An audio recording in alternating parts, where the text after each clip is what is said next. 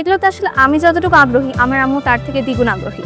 আমি ভেবেছিলাম যে আমি টপ 3 এর মধ্যে থাকবো, এটা আমার আশা ছিল। ফার্স্ট হবো এটা আমি যে শিওর এরকম ছিলাম না। আমার সন্তান জাকিয়া তানভীর, ও ভিকারুননিসা স্কুল থেকে আসছে। আমরা পান্থপথ ব্রাঞ্চ থেকে ও এক্সামটা দিয়েছিল, ও এখানে চ্যাম্পিয়ন হয়েছে। শুধু পড়ালেখার মধ্যে মানে স্কুলে পড়ালেখার মধ্যে না থেকে তোমাদেরকে এক্সট্রা কারিকুলাম এসব কিছুতে মানে অ্যাপ্লাই করতে হবে, নিজেকে জাজ করতে হবে যে তুমি আসলে কোন লেভেলে আছো। এগুলোতে আসলে আমি যতটুকু আগ্রহী, আমার আম্মু তার থেকে দ্বিগুণ আগ্রহী। আমি জানার আগে আম্মু আমাকে একদিন রাতের বেলা বলে যে তুমি তো জীবনে কিছু করলা না, কিছু তো করতে পারো, এগুলো তো একটু করো। পরে আমি প্রথমে করতে চাইনি, যে আমার এত কনফিডেন্স আমি পারবো না। পরের দিন মনে হলো যে আম্মু একটু মন খারাপ করে ঘুরছে, মনে হলো ঠিক আছে আমি করি, সত্যি একবার চেষ্টা করে দেখি আম্মুর জন্য।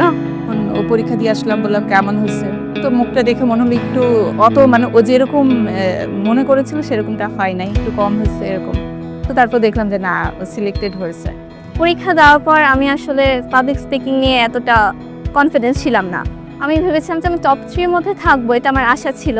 ফার্স্ট হবো এটা আমি যে শিওর এরকম ছিলাম না। তো এখানে যখন আমার নাম ঘোষণা হলো আমার তো খুবই ভালো লেগেছে। তারপর আমি স্টেজে গেলাম, প্রাইজ দিতে খুবই ভালো লেগেছে। আপনাদের অলিম্পিয়াডের মানে এই যে অর্গানাইজিংয়ে যারা আছে সব কিছুই প্রথম থেকে শেষ পর্যন্ত দেখলাম সব কিছু খুব সিস্টেমেটিক, এবং সব থেকে যেটা বেশি ভালো লেগেছে যে টাইম ম্যানেজমেন্টটা।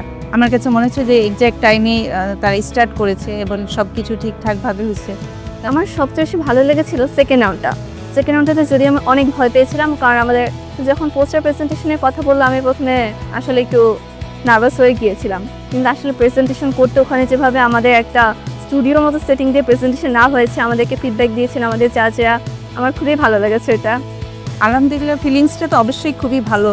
তবে শুধু এখানে শেষ না, আমি চাইবো যে আমার সন্তান এরকম করে এটাকে কন্টিনিউ করে রাখুক, এটা থেকে আরও বেটার কিছু শিখুক, আরও ভালো পজিশনে যাক।